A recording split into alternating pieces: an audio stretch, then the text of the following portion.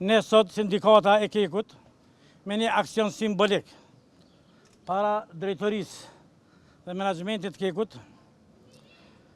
vendosëm disa fotografi të kolegëve tonë që kanë humbur jetën në vendin e punës. Dje, me vendim të kryesisë dhe të Këshillit Ekzekutiv të Sindikatës 3, këta punëtorë, Migjen Sadikun, Milazim Binakun, Haxhi Gojnosin dhe Arbenit Ahmetin, sindikata e re i shpall hero të punës, me mirënjohje post-mortem.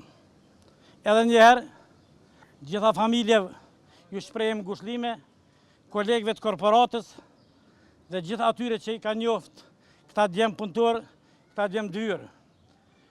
Kaq është që ka mundë me thonë për këtë moment, nesër në ora 8 në 3 divizionet do të kemë protest solidarizuese me gjitha familjet e punëtorëve që kanë humbur jetën në vendin e punës.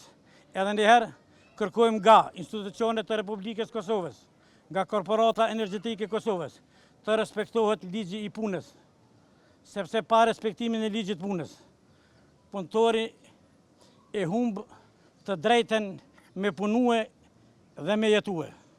Prandaj kërkojmë që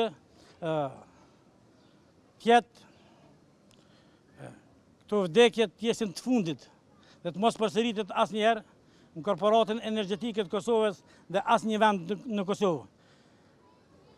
Është e dhimbshme, është jashtëzakonisht e rëndë edhe për neve punëtorët e korporatës, për gjithë familjet që po i humbin të dashurët e tyre në vendet të punës, ndoshta me një menaxhim më të mirë, me një siguri më të madhe, sot ata do të kishim në mesin tonë.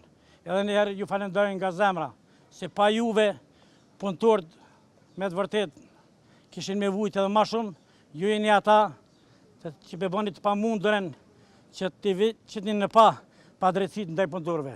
Ju falenderit shumë. Ne sot kemi vendosë përveç atyre që tha kryetari dhe i shpolli punëtorët e vdekur aksidentalisht në vitin 2026 hero, me vendimin e kryesisë të shkojmë dhe një simbolik të bëjmë të Bashkimi Sindikatat Pavara, të përkatësisht kryetari i vetëquajtun, i cili asnjëherë nuk e ngriti zanën për asnjë punëtor. Kryetari i punëtorëve nuk flet për punëtorët. Paramendo kjo tregon qartë se sa aktiv është kryetari i BSBK-s bashkë me BSBK-n e vetëquajtun. Prandaj nga këtu na nismi edhe atje në një aksion simbolik ku do të vëjmë edhe fotografin e këtyne 4 punëtorëve si shaj revolte që nuk ka fol asnjëherë deri me dje, që dje kishim pas thirrë menaxhmenti i Kekut në një takim e ja kanë qitë nërmen që është sindikalist. Nuk i ka ditë as vetë, e as nuk e din që është u zgjedh, e nuk flet për punëtorët, e kjo është e tmerrshme. Faleminderit. A mendoni që kjo aksioni sotëm edhe protesta e nesër kanë me ndikuar si keni qenë edhe te ministria?